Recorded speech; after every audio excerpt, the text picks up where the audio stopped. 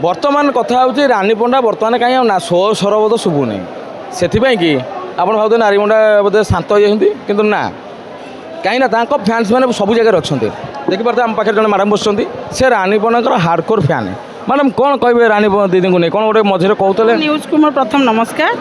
रानी पंडा बहुत बढ़िया आप केमी जानी सी जहाँ कहती खोला मन कहते सी सोसाइटी को जनाती जे यही लोक अभद्र मत पिंपुड़ी कामुड़ी मो हाथ में पुणी कुंडे भी ना से जगह सफा करी ना ना तेणुक रानी पंडा जी शोधिला सी शोधिला मुझे आज्ञापन कहली से मत आज्ञापन कहते भाया लोक ना सी गोटे यात्रा को संभाले सी लोक कौ भाया देखुले कौ भाया इच्छा करते कोटी कोटी टंका हेले कौन से सोशल को देखुं से सोशल मीडिया बहुत साहाय्य कर सामाजिक कार्यक्रम सुख सुविधार लोकों सहित सामिल बहुत बहुत क्या छाड़ूना आज्ञा गोटे गरीब लोक गोटे लोकर खाइबा नथिले से निजे निज पत्र काढ़ी दौरान ना खाऊ ये रहू मौसीटा बंची जाऊ भर से जिनसा अच्छे आज्ञा बहुत भल सी आज यात्रा मल सीना से ना सोशल मीडिया सबकि कर देखा आज्ञा यात्रा जीवन के जाइना किंतु जोटा मोर मोबाइल देखे मत बहुत भल लगे से बहुत दुख करी कहती मन भर बहुत कष्ट थाए जोटा मैंने प्रकाश कर दिखती फोन बाटे जो ये देखे मु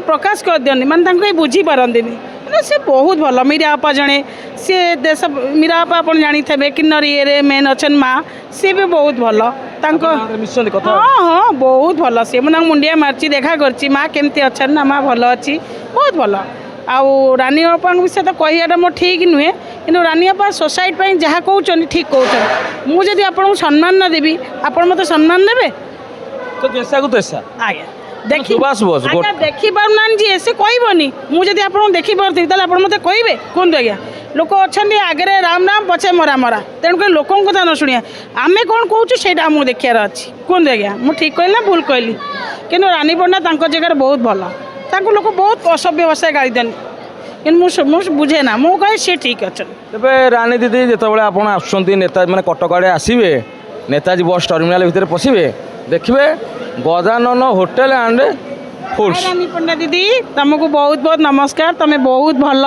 तुमको ये सोसाइटी माने लोक चिन्हनु न चिन्हतु मुझे दिल से मो हार्ट से मुझे बहुत सम्मान दिए आप भी बहुत भल होटेल चिकेन बिरियानी हम अच्छा हो यही गोटे छोटिया कथा मो घर को नहीं जी दीदी दीदी तुम जो अच्छ कथा शुणुच तुम देख बड़ फैन जड़े आम पाखे से आज कथा रखिले आ कौन करा चल आकु जा दुनिया खाया दौरान मुझे आपको खाया देवी मो निजे तैयारी करी निजे घरे बसैबी निजे खोईबी आपको छाड़ी से जानवे मो भौणी कौन आज समाज रे नारी मैंने ही ये जगह को खराब कर दौरान भुवनेश्वर गोटे एरिया जमती सब समस्ते भल मु भल आप भल समस्ते भल आज कहीं ये रेप हो आज कहीं ये किडनाप हो आज कहीं चोरी हो समाज को आम कौन दे पार्छ नारी यदि घर नारी घरे पिला ऑटोमेटिक ठीक रे झील मैंने कहीं रेप हो माँ कह तू रात 9टार कड़े जाऊँ ना मुझे सांग घर से मार दायित्व ना बापर दायित्व आज्ञा कहतु बापा थाए बाहर को माँ थाए घर को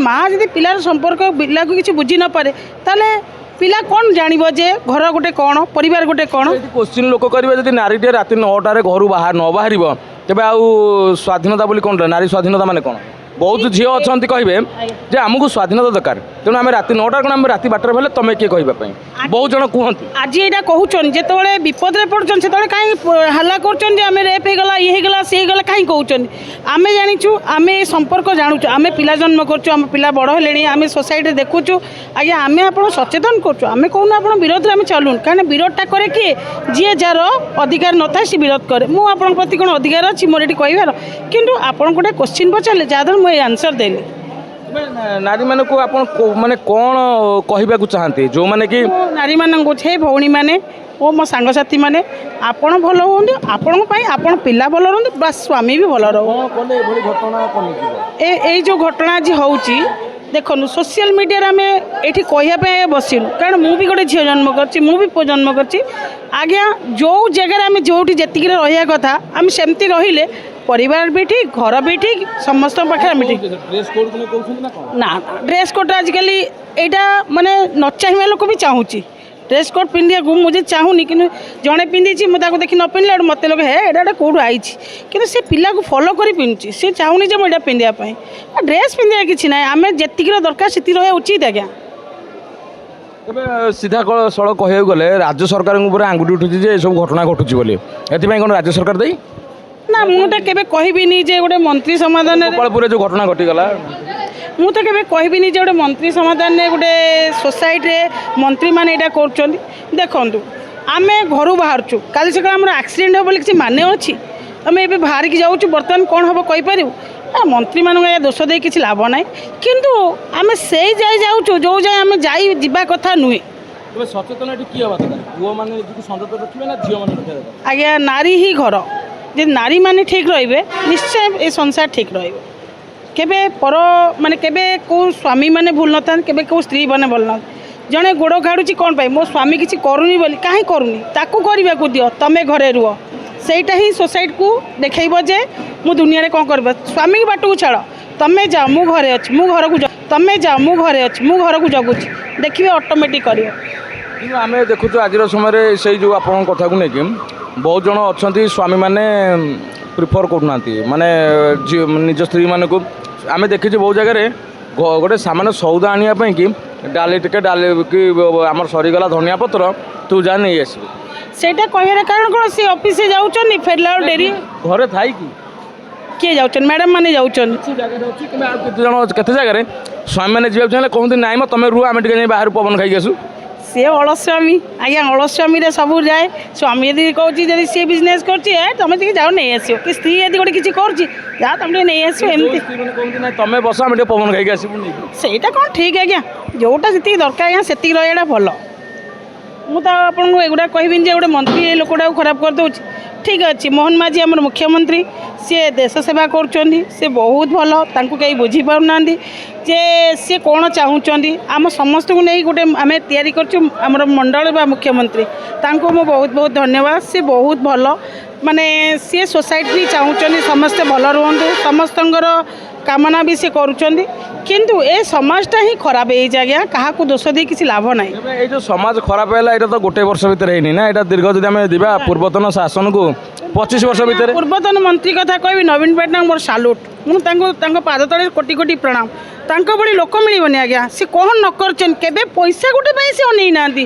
ସେ ସୋସିଆଲ ମିଡ଼ିଆକୁ ଦେଖିଛନ୍ତି ମୋ ଭାଇ ମୋ ବନ୍ଧୁ ମୋ କୁଟୁମ୍ବ, ଆଜ୍ଞା କେବେ କେବେ କେବେ ବସ୍ର ନାଁ ବି ଦେଇଦେଲେ ମୋ ବସ୍, ମୋର ବସ୍ ଥିଲା ଆଜି ଆମ ବସ୍ କରିଦେଲେ, କିଛି ନାହିଁ ସେଥିରେ ବଦଳିଲେ, କିନ୍ତୁ ସେଇ ମୋ ବସ୍ ସମସ୍ତେ କହୁଛନ୍ତି, କେବେ କହୁଛନ୍ତି ଆମ ବସ୍ ଲେଖା ହେଲେ ବି ଆଜ୍ଞା କହୁନାହାନ୍ତି, ଯେଉଁଟା କହୁଛନ୍ତି ମୋ ବସ୍ ସେଇଟା ମୋ ବସ୍।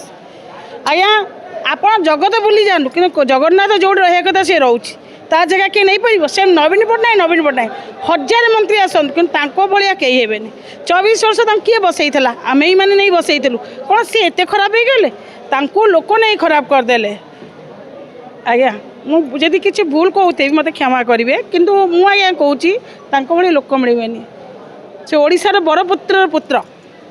ଆପଣଙ୍କର ଏଇଟା ତାଙ୍କ ପ୍ରତି ସ୍ନେହ ଆଉ ଭଲ ପାଇବା। ବହୁତ ଦୁଃଖ ଲାଗୁଛି, ସେ ମେଡ଼ିକାଲରେ ପଡ଼ିଛନ୍ତି, ସେ ତାଙ୍କ ଭଳି ଲୋକ ମିଳିବେନି। ଆପଣ କ'ଣ ଦୀପ ଜାଳିଛନ୍ତି? ମୁଁ ମହାଦୀପ ଗୋଟେ ଦୀପ ନେଇକି ମନ୍ଦିରରେ ଜଳେଇଛି, ପ୍ରଭୁ କେମିତି ଭଲ ହେଇଯାଆନ୍ତୁ, ତାଙ୍କ ଭଳି ଲୋକ ମିଳିବେନି। ସେ ବସିଥାନ୍ତୁ, କିଛି ମନ୍ତ୍ରୀପଦ ନ ପାଆନ୍ତୁ, କିନ୍ତୁ ତାଙ୍କ ଭଳି ଲୋକ ଆଜ୍ଞା ମିଳିବେନି। ଆଜ୍ଞା ଆପଣ ଯେତେ ମୋତେ ବୁଝେଇଲେ ନବୀନ ପଟ୍ଟନାୟକ ଆଉ ଆମ ମୁଖ୍ୟମନ୍ତ୍ରୀ ବି କିଛି ଖରାପ ନୁହନ୍ତି, ତାଙ୍କ ଜାଗା ସେ ବହୁତ ଆଗରୁ, ସେ ବି ଉଚ୍ଚ ପଦ, ସେ ବି ବୟସ୍କ ବଡ଼, ସେ ବି ବୟସରେ ବଡ଼, ତାଙ୍କଠୁ ବି ବହୁତ ବଡ଼, ତାଙ୍କଠୁ କିଛି ଆମ ରାଜ୍ୟ ଶିକ୍ଷା ଜାଣିଛୁ, ତାଙ୍କଠୁ ଆମେ କିଛି ଶିକ୍ଷା ପାଇଛୁ। କେବେ ବି ସେ ଓଡ଼ିଆ ନ କହିପାରିଲେ ବି ବହୁତ ଦୁଃଖରେ ବି ସେ ଇଂଲିଶ ପଢ଼ିକି ଓଡ଼ିଆ କୁହନ୍ତି, ସେ କେବେ ଓଡ଼ିଆରେ ବି ଭୁଲ କରନ୍ତିନି, କଥାବାର୍ତ୍ତାରେ ଭୁଲ କରନ୍ତିନି, କାହା ପ୍ରତି ଅବିଚାର କରନ୍ତିନି, ବୁଝାନ୍ତି, ବୁଝିପାରନ୍ତିନି ବୁଝାନ୍ତି।